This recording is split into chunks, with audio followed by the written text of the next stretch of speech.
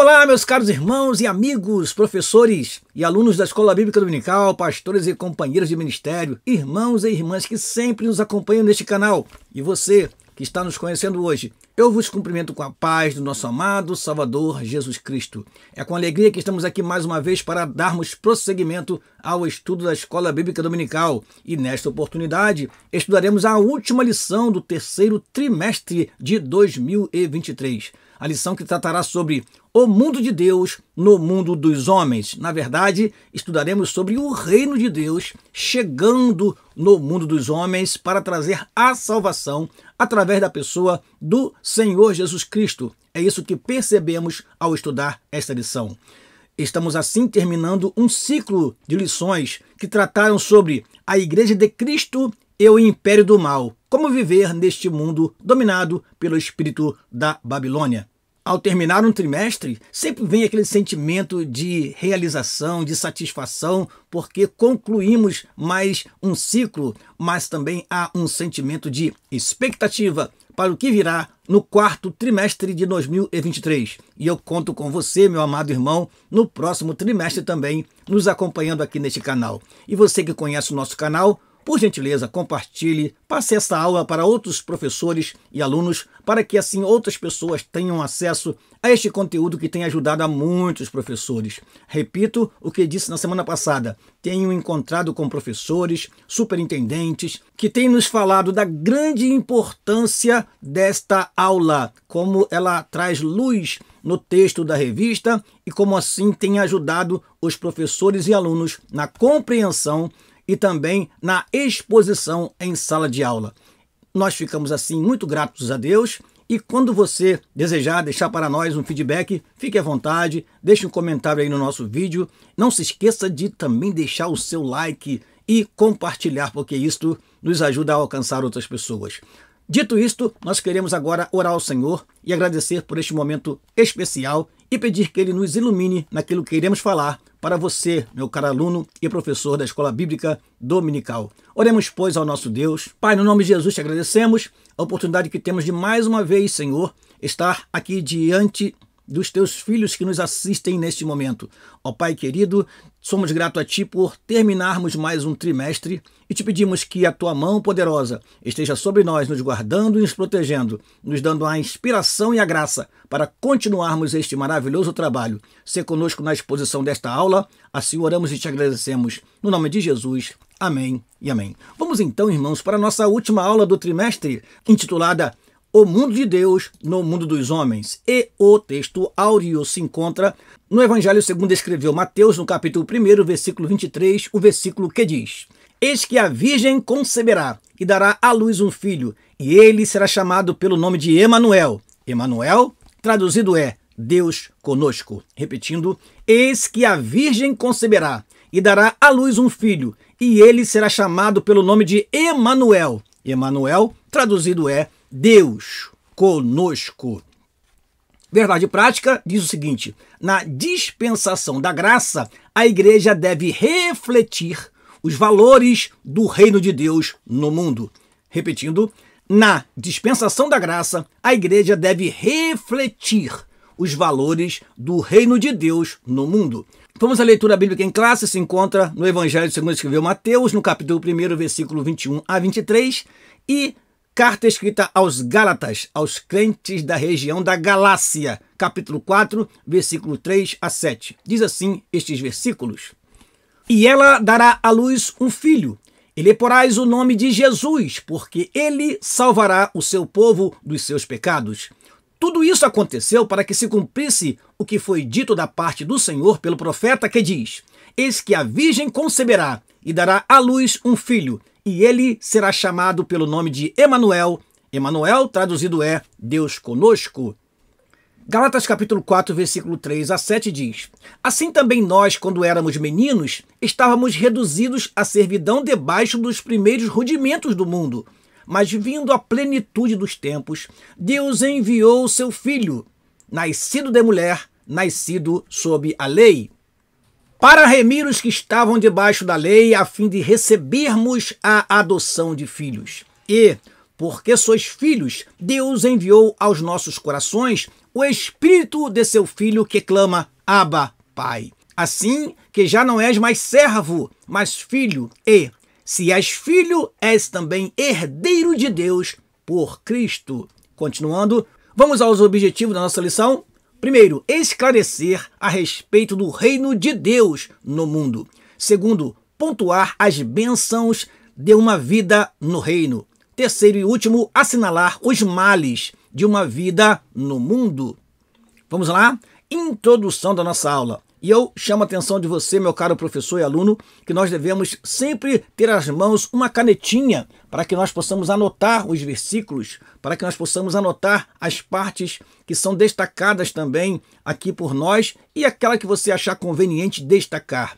Não leia a revista sem uma canetinha nas mãos e não estude a revista da Escola Dominical sem uma Bíblia nas mãos, que assim você tem o livro sagrado para conferir as passagens bíblicas e levar para os seus alunos aquelas que forem as mais contundentes e que ajudar mais na argumentação da lição para atingir os seus objetivos. Continuemos, então, vamos à leitura da nossa introdução. As Escrituras revelam que haverá um futuro reino literal. Porém, na presente dispensação da graça, esse reino é espiritual. O reino de Deus está entre nós, diz Lucas capítulo 17, versículo 21. Que reino é este? É o reino espiritual. Na nossa conclusão, nós veremos que os judeus esperavam um reino literal, um reino para aqueles dias. Quando lá em Atos capítulo 1, versículo 5, 6 e 7, nós vemos a expectativa dos judeus era esta, ao afirmarem, Senhor, quando restaurarás o reino a Israel?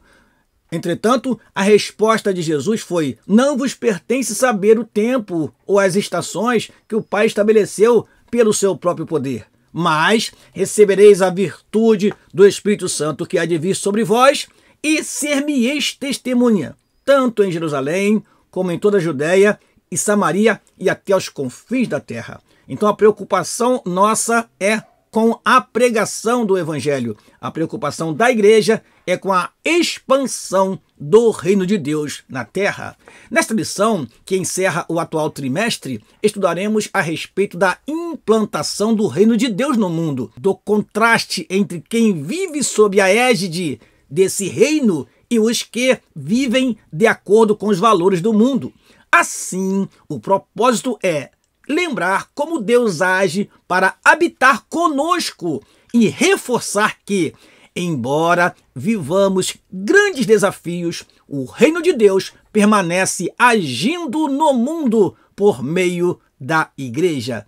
Nós, a Igreja do Senhor, somos responsáveis pela divulgação do Evangelho, pela propagação do Evangelho. E assim, o reino de Deus vai se expandindo ao chegar em povos, línguas e nações espalhadas por todo o mundo.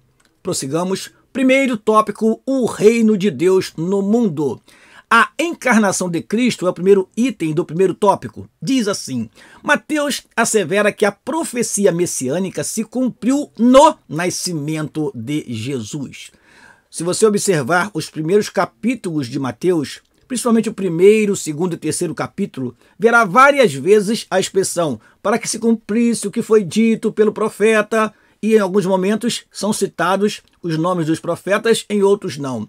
O que é interessante é que Mateus está escrevendo para os judeus, e eles precisavam entender que o que estava acontecendo ali havia sido profetizado no Antigo Testamento. Ele está mostrando o cumprimento das promessas feitas no Antigo Testamento que agora cumpriam-se na vida do Senhor Jesus Cristo. Continuando, esse evento se deu pela concepção de nosso Senhor pelo Espírito no ventre da Virgem Maria, o que nós já estudamos em lições anteriores. Dando continuidade ao texto, fazendo uma pequena correção, os evangelhos ratificam que ele é Filho do Altíssimo, e que o Verbo se fez carne e habitou entre nós. Ou seja, nosso Senhor é o Emanuel, o Deus conosco. Assim, no tempo determinado, Cristo se fez homem, de modo que ele participou da nossa natureza para expiar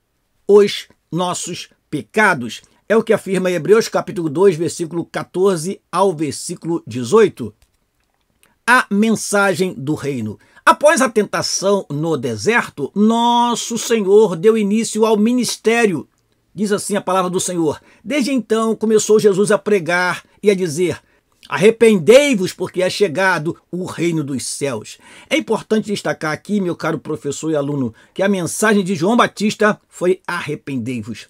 A mensagem de Pedro foi arrependei-vos. A mensagem de Jesus foi arrependei-vos. Ora, qual deve ser a mensagem da igreja em nossos dias? Arrependei-vos. Arrependimento e fé é o que o homem precisa para obter a poderosa salvação na pessoa do Senhor Jesus Cristo. Deus, por sua graça, providenciou o meio de salvação, mas o homem precisa se arrepender dos seus pecados, confessar os seus pecados, converter-se dos seus maus caminhos e assim, pela fé, avançar na vida cristã sem olhar para trás. Continuando, aqui fica claro que a mensagem do reino de Deus contém um apelo ao arrependimento. O termo grego para arrependimento é metanoia ou metanoia, como alguns pronunciam, que significa mudança de mente. Abrange o abandono do pecado e o voltar-se para Deus. Compreende uma nova atitude espiritual e moral, bem como uma nova conduta, um novo procedimento. A partir do momento que a pessoa aceita Jesus, espera-se que ele seja realmente uma nova criatura, porque diz a Bíblia, se alguém está em Cristo, nova criatura é. As coisas velhas já passaram, eis que tudo se fez novo. Esta palavra metanoia ou metanoia vem do grego. Eu acho interessante, meus amados irmãos, trazer para você esta palavra, porque etimologicamente temos meta, está presente também em outras palavras, como metafísica, metamorfose. Ora, meta significa depois, além e além. Metamorfose significa ir além da forma, ou seja, se transformar. Agora, metanoia diz respeito a ir além dos seus pensamentos, porque nous significa pensamento. E ao citar isso, nós lembramos o seguinte, que é o pensamento que conduz o homem à ação. Não haverá nenhuma mudança na vida do homem se ele não mudar os seus pensamentos. Ele precisa ir além no pensamento, no sentido de que ele tem que abandonar o pensamento de pecado, o pensamento da promiscuidade e avançar para uma nova realidade de vida, ter a mente de Cristo, mudar então os seus pensamentos. É o pensamento que conduz ao ato, é o ato que conduz às ações que serão julgadas como santas ou profanas, como morais ou imorais, como éticas ou não éticas. Então, é preciso que haja uma metanoia, é preciso que haja uma mudança no pensamento para que haja mudança em toda a vida do ser humano. Amém? Vamos continuar? Somente o arrependimento e a fé na obra expiatória e redentora de Cristo podem restaurar o pecador diante de Deus. Não há outro meio, em nenhum outro a salvação. Atos 4, versículo 12, assim nos diz. Por conseguinte, é papel da igreja proclamar a mensagem do reino em todo o mundo. Terceiro item do primeiro tópico, os valores do reino de Deus. Ora, dentre os sermões que o Senhor Jesus Cristo proferiu, o Sermão do Monte é caracterizado como o sermão que revela a ética e a moral do reino.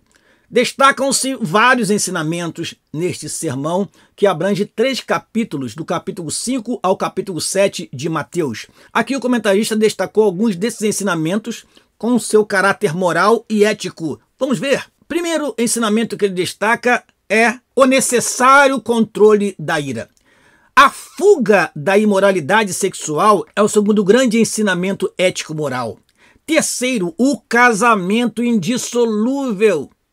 Quarto, a honestidade no falar. Quinto, o não revidar as ofensas. Sexto, a esmola, a oração e o jejum a partir de um coração sincero. Não adianta oferecer oferta, não adianta orar ao Senhor se o coração for exaltado, soberbo. Jesus vai deixar para nós um padrão, um modelo de oração para que nós, através deste modelo, nós apresentemos os nossos pedidos ao nosso Deus. Continuando, temos mais na próxima tela. Temos o não julgar os outros, o alerta sobre os dois caminhos, a advertência contra os falsos profetas e, por último, a exortação para a prática desses valores. É claro que aqui é um resumo, porque aqui o comentarista está resumindo 3 capítulos da Bíblia, do capítulo 5 ao capítulo 7 de Mateus. O que é importante destacar é que temos ali a espinha dorsal, temos ali a coluna central do que é o comportamento ético-moral no reino de Deus, porque até então a religiosidade estava falida. Os fariseus, saduceus e outros partidos essênios, zelotes, eles estavam espalhados pela sociedade, mas não traziam nenhuma virtude de Deus na vida para transformar aquela sociedade. Jesus Cristo, então, veio e estabeleceu o padrão ético e moral do reino de Deus. Continuando, nesse sentido, o sermão nos chama para uma vida de perfeição em Cristo e nos convida a priorizar o reino de Deus e sua justiça. Assim, os filhos do reino devem expressar esses valores em seu viver diário. De nada adianta, irmãos, lermos e não praticarmos. O próprio Sermão do Monte fala sobre isso, que aquele que ouve e pratica é semelhante a um homem que edifica a sua casa sobre a rocha. Agora, aquele que ouve e não pratica é como alguém que edifica a sua casa sobre a areia. E os resultados, você já sabe. Devemos edificar sobre uma rocha firme, sólida, para que tenhamos o quê? Um crescimento e desenvolvimento na vida em todos os sentidos. Segundo tópico da lição, as bênçãos de uma vida no reino. Vamos lá? Primeiro item do segundo tópico, remissão dos pecados. Aos Gálatas, Paulo retrata a nova posição dos crentes em Cristo. O apóstolo afirma que éramos meninos, estávamos reduzidos à servidão debaixo dos primeiros rudimentos do mundo. Aqui nesse texto eu recomendo que você, caro professor da Escola Bíblica Dominical, leia os versículos anteriores para entender o contexto dessa passagem. Paulo está falando sobre a lei, sobre estar debaixo da lei. Paulo está falando sobre ficar debaixo de rudimentos do mundo. E aí o comentarista aproveita para dizer o seguinte: antes do evangelho do reino, a percepção espiritual, tanto de judeus quanto de gregos, era limitada, legalista e supersticiosa. Romanos capítulo 1 e capítulo 2, primeiro e segundo capítulos de Romanos, nos mostra a condenação dos judeus e a condenação dos gentios. Todos estavam debaixo da condenação, todos estavam distantes de Deus. Uns porque tornaram a religião judaica legalista e se esqueceram do que era essencial, do amor a Deus e o amor ao próximo. E outros porque estavam entenebrecidos no seu entendimento e, apesar de Deus se revelar de alguma forma para eles, eles não compreendiam. Por isso, diz a palavra do Senhor que tudo foi encerrado, ou seja, foi colocado debaixo do pecado e todos precisam da misericórdia de Deus para alcançar a salvação, tanto judeus como gentios. Por isso, a visão que se tem naquele momento é uma visão limitada. Não havia compreensão do que era o reino de Deus. Era uma visão legalista. Os fariseus, por exemplo, além dos 613 preceitos da lei, inventaram mais. E isto causou uma carga pesada sobre o povo. E, ao invés de espiritualidade, o que havia era superstições e pessoas vivendo completamente distante de Deus. Entretanto, no tempo assinalado, ou seja, no devido tempo, Deus enviou seu Filho nascido de mulher, nascido sob a lei, para remir a humanidade da escravidão do pecado. Esse tempo assinalado, ou o tempo propício, nós entendemos historicamente. Roma cooperou com a abertura das estradas. Os gregos cooperaram com a disseminação do grego koiné. Então, O ambiente foi preparado perfeitamente para que Jesus viesse. Havia uma paz romana, ou seja, não era tempo de guerra. Grécia e Roma se envolveram em várias guerras, mas quando Jesus veio na plenitude dos tempos, não havia guerra alguma. Então o Senhor veio no tempo certo para nos trazer a mensagem do reino. Desse modo, a morte expiatória de Cristo libertou o homem da maldição da lei e da potestade das trevas. Assim como pecadores outrora escravos e agora perdoados, fomos elevados à condição de filhos por adoção e herdeiros de Cristo. Em outra parte da Bíblia diz herdeiro de Deus e co-herdeiros de Cristo. Ou seja, nós agora temos uma herança e não tínhamos. Principalmente os gentios, que não tinham sequer acesso à lei, à adoração, não conhecia e nem adorava o Deus verdadeiro. Mas agora, judeus e gentios se unem, formam a igreja e são a coluna e firmeza da verdade neste mundo. Continuando, adotados e herdeiros de Cristo é o segundo item do segundo tópico. No outro tempo, éramos estranhos e inimigos, mas agora somos filhos reconciliados em Cristo. Deus concedeu aos filhos a dádiva de um novo nome e uma nova imagem, a imagem de Cristo.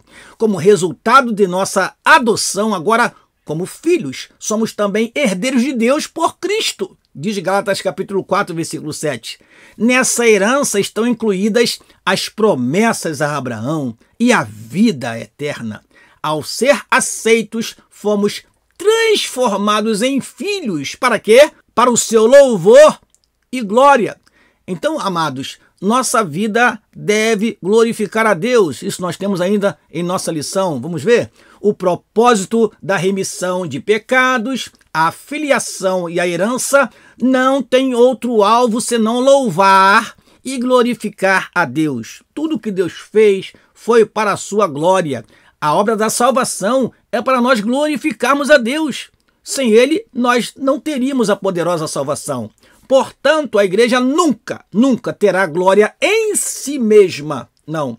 A glória da igreja é a glória de Cristo refletida nela. Toda a glória é exclusivamente tributada para Deus por intermédio da obra de Cristo. Sem Cristo, nós nada somos. Ele é a cabeça da igreja. Ele é quem trouxe para nós esta glória, a glória de Deus. O que temos é a glória do Senhor Jesus Cristo refletida em nós. E assim como Moisés saía do monte e tinha o seu rosto resplandecente, assim também, diz Paulo, nós com cara descoberta precisamos refletir a glória de Deus neste mundo. Quem olha para nós, diz lá em Mateus, no capítulo 5, assim resplandeça a vossa luz diante dos homens, para que, vendo as vossas obras, glorifiquem a vosso Pai que está nos céus. A honra e a glória é do Senhor. Assim, a igreja é o campo onde se exterioriza o reino de Deus aqui no mundo. Terceiro e último tópico da lição, os males de uma vida no mundo. Primeiro item do terceiro tópico, a escravidão do pecado. A Bíblia assevera que aquele que comete pecado é servo do pecado. Isso significa que o ser humano é escravo daquilo que o controla. Veja, meus amados irmãos, o pecado domina, controla o homem. Ele se torna, então, um escravo do pecado. E olha que o apóstolo Paulo usou até a expressão escravo de Cristo, porque ele se considerava alguém que estava sob o controle de Cristo. E a ideia de escravo daquele tempo é bem diferente da ideia de escravo que nós temos hoje. Eram trazidos das conquistas e ali eles ocupavam alguns lugares estratégicos no meio da sociedade. Continuando, isso significa que o ser humano é escravo daquilo que o controla, pois o pecado torna o homem incapaz de aceitar a palavra de Deus. Além do pecado que escraviza, ainda temos Satanás, que ofusca os olhares dos homens para que não enxerguem as coisas de Deus. Além disso, a soberba o impede de reconhecer a própria escravidão. A pessoa está sendo escravo, mas não quer admitir. Quantas pessoas são escravas de um vício, mas não querem admitir que são escravas daquele vício? Então, É muito comum isso acontecer. Subjugado pela carne, o pecador se entrega à desonestidade, injustiças, glutonarias, álcool, nicotina e demais vícios. É o retrato de uma vida miserável, sem paz de espírito, que trilha o caminho das trevas e necessita de urgente libertação. Muitos até choram, muitos até sentem essa necessidade, mas não conseguem porque estão aprisionados, estão oprimidos, estão sem poder sair da situação triste que está vivendo porque o pecado o amarrou, o domina o tempo todo. Por isso é importante pregarmos o evangelho que liberta. Jesus Cristo disse em Lucas capítulo 4 que ele veio para trazer libertação. E nós devemos pregar, irmãos, a mensagem que liberta. Não podemos pregar apenas o evangelho que salva, o evangelho que cura, mas também devemos pregar com autoridade, dizendo que Jesus Cristo é aquele que liberta o homem dos vícios, das drogas, de toda a opressão maligna. O evangelho do Senhor é poderoso para quebrar estas cadeias. Por isso, a igreja não pode parar de orar, de impor as mãos sobre aqueles que estão endemoniados, e repreender os espíritos que estão aprisionando as pessoas. E assim, a obra do Senhor cresce, porque vidas vão sendo libertas e essas pessoas vão se dedicar a Deus e outras pessoas virão através delas. É o efeito multiplicador do evangelho que faz com que a igreja cresça cada vez mais. Filhos da ira e condenação eterna é o segundo item do terceiro tópico, o último deste trimestre, o último dessa lição. Vamos lá. As escrituras enfatizam que os homens escravizados pelos desejos e pensamentos da carne são por natureza filhos da ira. Refere-se à inclinação em satisfazer as paixões e praticar o mal inerente ao homem não regenerado. As inclinações carnais, a impureza, a avareza e a idolatria, dentre outros, resultam na ira de Deus sobre os filhos da desobediência. Por isso, nosso Senhor ensinou que aquele que não crê já está condenado. É bom explicar bem essa palavra filhos, porque na Bíblia filhos pode ser descendente. Filhos pode ser também pertencente a uma classe. Por exemplo, filhos dos profetas eram homens que estavam junto com Elias e Eliseu aprendendo o ofício profético naquela época. Então aí filhos dos profetas significa uma classe de profetas. Agora a palavra filhos também pode significar alguém que está debaixo de ou alguém que tem determinada característica. Então, filhos da ira são aqueles que estão debaixo da ira. Filhos da desobediência são aqueles que estão na desobediência. Filhos de Belial ou filhos da perversidade, que eram os filhos de Eli, são aqueles que estão agindo de forma perversa. Então, são os filhos da perversidade. Agora, a ira de Deus virá sobre os desobedientes. Sobre eles está uma condenação. Por isso, o item desse tópico é filhos da ira e condenação eterna.